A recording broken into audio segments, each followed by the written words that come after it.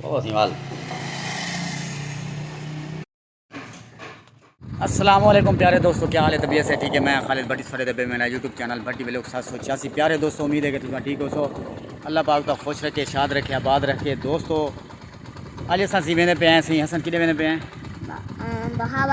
भावलपुर। मेरा बेटा, प्यारा बेटा मोहम्मद हसन ते मैं सी वेंदे पे हैं भावलपुर।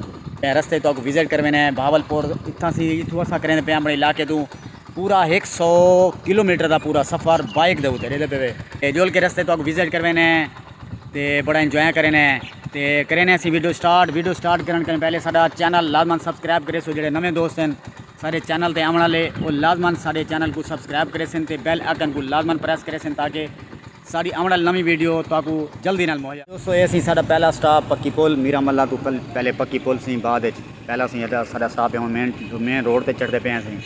दुआ करो अल्लाह पाक खैर कहते नाल सब जी। प्यारे दोस्तों असी असां ही टाइम पहुँच गए सी पक्की पुल स्टॉप के उत्ते ते साडे दोस्त प्यारे दोस्त आमिर भाई ते मुदस्सिर भाई बैठे हैं सी। उन्होंने साकू साड़ी ते डिठे ने साकू ते उन्होंने आखे साढ़े को पहले पानी। दोस्तों जिस टाइम असां उन्हें जलालपुर पीर वाला एडे पे जलालपुर की पहचान सी इतना एडू गाबे खड़े थे सी त्रै ये में समझो पता लगते देंगे सी जलालपुर पीर वाला अस आ गए कन्नू चौक के खड़े सी त्रै गाबे। क्या बात जी। प्यारे दोस्तों एडे पे सी तो मैं जूम करके दिखावा ये वे सी जलालपुर पीर वाले का टूल प्लाजा मोटरवे ये सामने सी तो नज़र आ पे बड़े ही खुशकिस्मत तरीन इंसान हैं जलालपुर पीर वाला वाले।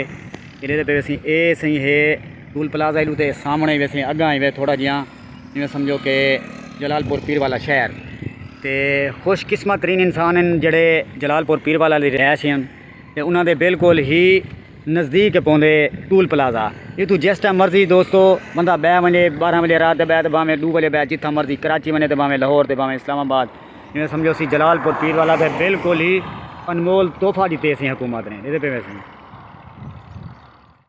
प्यारे दोस्तों ये पे वैसे असा ही टाइम है झांगड़ा ये सी झांगड़ा ही वे दरिया सतलुज के किनारे के उत्ते खड़े हैं तो पोले ना कोई बोतल वगैरह त्रुटी लेते पे एक कचरा पे एक दोस्त खड़े हैं तो चलो असा कि असें सवाब हिस्सा मिला जनू सही तो ये सही साफ करें देखने झाड़ू मरें खड़े हैं कहीं की भी बाइक पंचर थी सकती है तो इन्हों की मेहरबानी है ये पे झाड़ू मरें खड़े हैं। इवें समझो कि छोटे छोटे जड़े ना ये समय कम तो ये करने नाल साड़ी मैं समझो आखरत समझदी है इन्हां नाल। शरीफ दो सर बनो तो ये रस्ता वेने सही तो इतना बड़ी मशहूर जगह है भी मच्छी खाने वास्ते लोग ज़्यादातर आने 200 साल सही सर एक मिनट दोस्तों ये सही व्यू देखो सर दरिया सतलुज का इसी कश्ती आँदी पे माशाल्लाह सैर सपाटे वास्ते लोग बने सी सैर करने वास्ते। ये दोस्तों व्यू देखो व्यू चेक करो दरिया सतलुज का झांगड़ा दरिया सतलुज ऐसी झांगड़ा है सी झांगड़ा जरा सरी ने मशहूर है सी।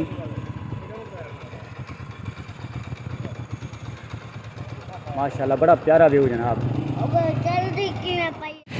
प्यारे दोस्तों ये हथेजी पहुँच गए हैं असा माशाल्लाह इतना जिस टाइम हो खूबसूरत मस्जिद का मीनार बड़ा प्यारा माशाल्लाह दे पे सही ये पहचान है सी मस्जिद जी पहचान है हथेजी की।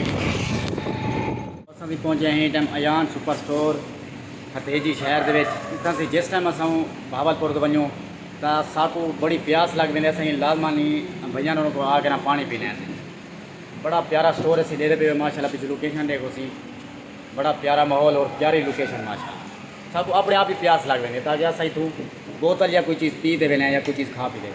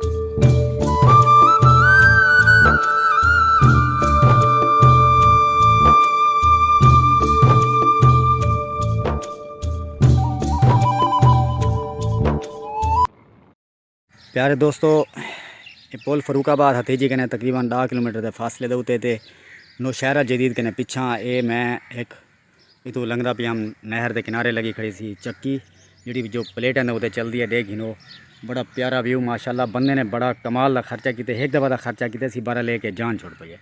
तो नाल बोर भी अटैच है पे पर ट्यूबवैल चलसी अगर एक वक्त अगर चक्की बंद तो इवें समझो बोर चालू। तो ये तकरीबन दाने छड़न वाली मशीन है जी छड़ी दाने। तो ये वे सही चक्की उनकी सही अजमत को सलाम है जै इतना खर्चा कर खड़ा है। देख गिनो बड़ा प्यारा व्यू माशाल्लाह, बड़ा प्यारा माहौल बना के रख देते से एक दफ़ा। देखो टोटली देहात है बिल्कुल। देख गिनो सही व्यू तुसा चेक करो, कोई शहर वाली आबादी क्या नहीं, बिल्कुल ही देहाती इलाके सही पुल फरूकाबाद के नज़दीक। क्या बात उस्ताद, एक दफ़ा तो बंदा रोकते लाजमानी देखना चाहते सी। ये दोस्तों असा सी हुण टाइम मौजूद है सही पुल फरूकाबाद के जिमें जो डिठा उस अगर आते सही नौशहरा जदीद जोड़ा जो बहावलपुर को अटैच थी नहर से रोड बनता पे जो बहावलपुर एयरपोर्ट से जोड़ा वेंदा पे वह जगह सही। ये पे कितना जोर शोर है सी नहर इंदा पानी का दे पे सही। बड़ा प्यारा व्यू माशाल्लाह, बड़ा प्यारा माहौल।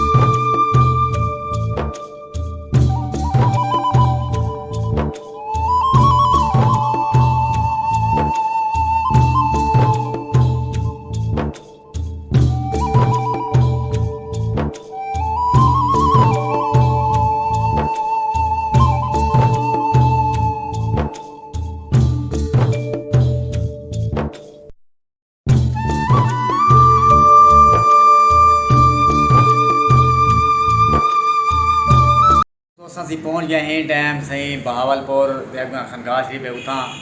तो अज बड़ी गलती की थी दोस्तों कि बहावलपुर लोधरा कने जो रास्ता पहले असा मैंने ऊ रस्ते तो नीचे गए थे, असा शॉर्टकट रास्ता इख्तियार किए, परेशान थी गए हैं। बहरहाल सारी वीडियो पसंद आई हो तो सारी वीडियो को लाजमान शेयर करे सो, तो सारे चैनल को लाजमान सब्सक्राइब करे सो। तो इंशाल्लाह नेक्स्ट टाइम नेक्स्ट वीडियो के नाल मिलसूँ। अल्लाह हाफिज़।